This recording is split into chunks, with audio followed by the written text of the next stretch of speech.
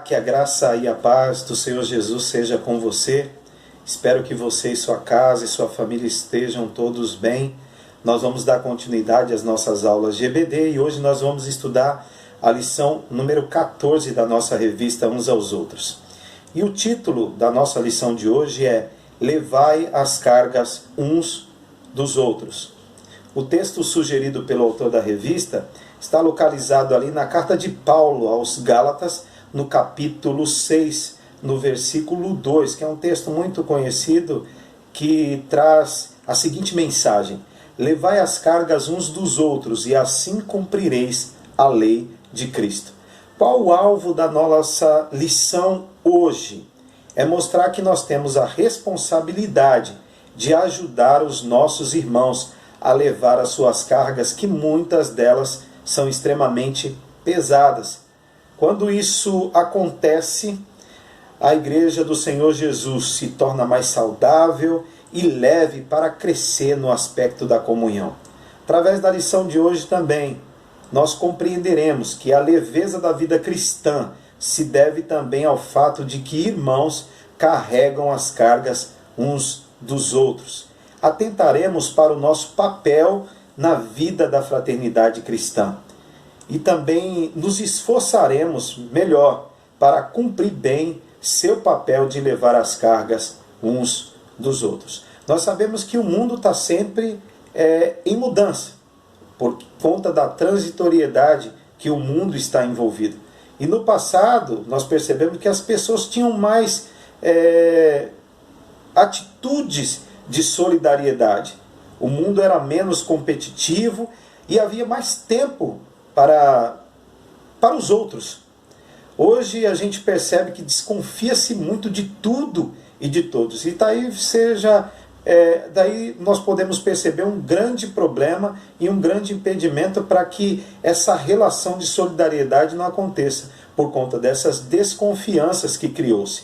Criou-se até também alguns chavões, que são famosos, como não consigo nem resolver os meus problemas, quanto mais os dos outros. Ou aquele, isso não é problema meu. Ou aquele mais recente que nós podemos perceber em um personagem de um programa humorístico, que ele diz assim: você para mim é um problema seu. Em outras palavras, ele quer dizer: você se vira aí com os seus problemas, que eu me viro com os meus. Todos nós, quando percebemos, nós temos disposição para uma série de coisas.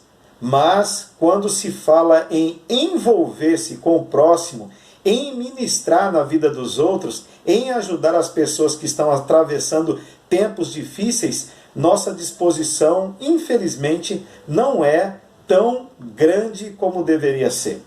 O Senhor Jesus Cristo profetizou lá no Evangelho de Mateus, no capítulo 24, versículo 12, que nos últimos dias se multiplicaria a iniquidade. E se multiplicando a iniquidade, o amor de quase todos se esfriaria. Paulo também lembrou sobre os últimos dias, quando ele escreveu a sua segunda carta ao seu pupilo, chamado Timóteo, no capítulo 3, no versículo 2, quando ele mostraria ali o comportamento do mundo moderno através do comportamento do homem moderno. Porque ele fala que os homens seriam egoístas. Entretanto, temos outra visão, ou pelo menos deveríamos, como cristãos que nós somos. Seguimos outro caminho, não esse. Temos a lei de Cristo. Ela nos manda levar as cargas uns dos outros. Então, o que significa isso? O que é meu e o que é do outro? Até que ponto eu devo ajudar? Nessa lição, na verdade, nós vamos procurar entender essas questões. E o primeiro ponto para entender essas questões sobre o que significa ajudar e até que ponto eu devo ajudar é entender o significado e a importância desse conceito chamado mutualidade, que precisa e deve ser desenvolvido no corpo de Cristo. Quando olhamos para o texto ao qual nós lemos, de Gálatas, capítulo 6, no versículo 2, e quando estendemos mais até o versículo 5, fazendo uma comparação, e eu quero fazer essa leitura para você novamente, o versículo 2 diz assim: levai as cargas uns dos outros, e assim cumprireis a lei de Cristo. O versículo 5 diz assim: porque cada um levará o seu próprio fardo.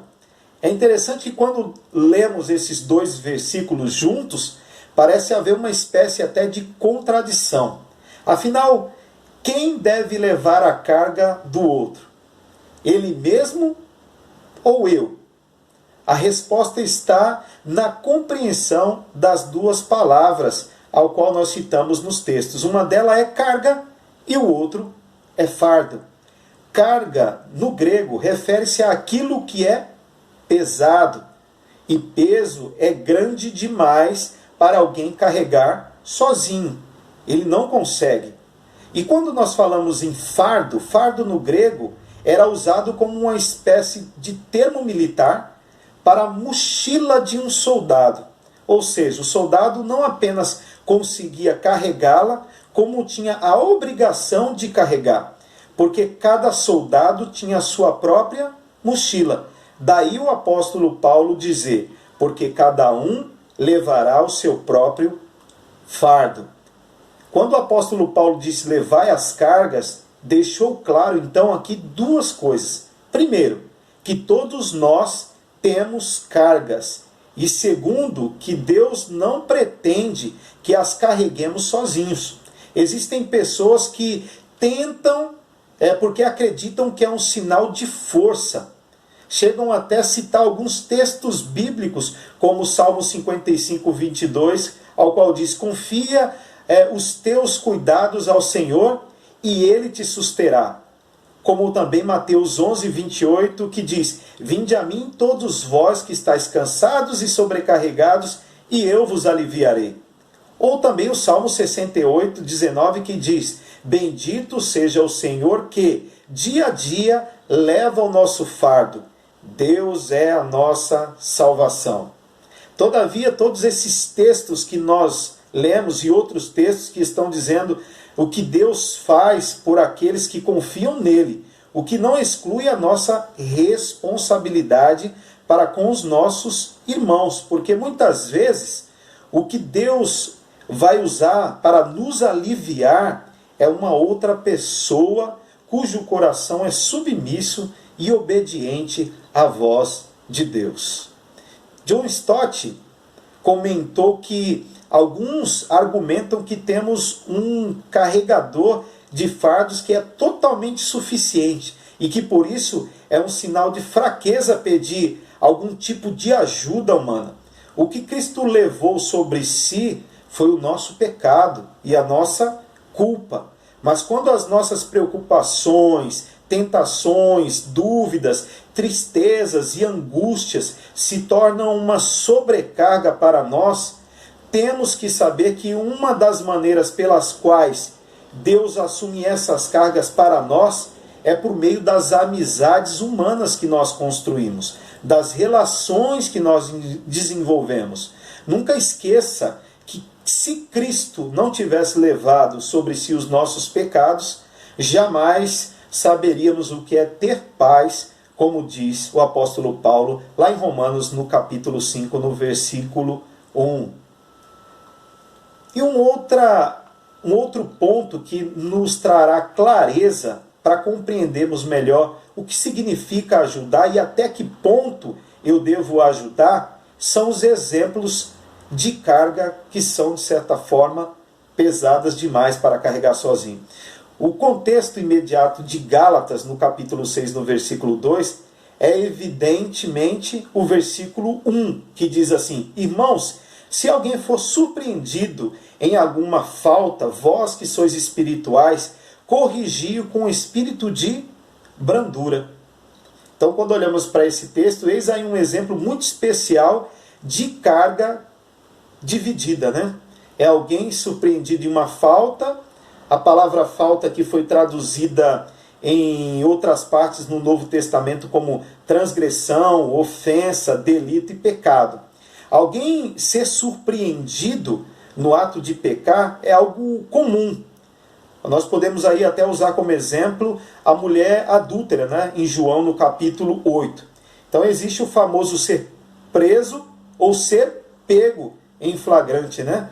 Mas observe como a orientação de Paulo, ela é positiva dentro do texto de Gálatas 6, no versículo 1. Se apanharmos aqui alguém em falta, não devemos ficar quietos ou calados, como se aquilo não fosse da nossa conta, né? Não faz parte da nossa responsabilidade. Nem entrarmos pelo caminho do desprezo também, ou da condenação. Antes, diz o apóstolo, né, Paulo, vós que sois espirituais, ou seja, os que estão vivendo no Espírito e não na carne, conforme o contexto de Gálatas 6, do 16 e o capítulo 6 do versículo 1, vai dizer e traz essa afirmação importante, que nós devemos corrigi-lo, né? E o verbo para corrigir significa pôr em ordem ou restaurar a condição que tinha anteriormente. Era usado também no grego secular para o ato de colocar uma espécie de osso que estava deslocado de volta ao seu lugar. E em Marcos, no capítulo 1, versículo 19, o termo foi usado para falar também dos apóstolos que estavam consertando as suas redes. Lutero escreveu assim sobre esse assunto: vá até ele, estenda-lhe a mão, levante-o novamente, console-o com palavras brandas e abrace-o com abraço de uma mãe. O abraço de uma mãe, entendemos então que é um abraço confortador, consolador e um abraço protetor. Então a resposta do versículo 1, quando se trata do espírito de brandura, é justamente isso. E a correção já trata justamente nesse aspecto, de trazer para perto, de fazer uma recolocação dessa pessoa. Outro detalhe importante é que ao dizer corrigiu, em Gálatas 6, versículo 1, o autor coloca o verbo no presente do imperativo. Isso significa que é uma ordem apostólica, algo que os apóstolos pediam, né, que acontecesse. E quando olhamos também para esse verbo, né, do presente, que é um verbo no presente do imperativo, o tempo presente pode também significar que a correção ela pode não se realizar num único ato, mas um procedimento persistente, porque o problema pode ser muitas vezes ele de ordem recorrente, ele pode acontecer novamente, e a gente precisa ter a mesma postura.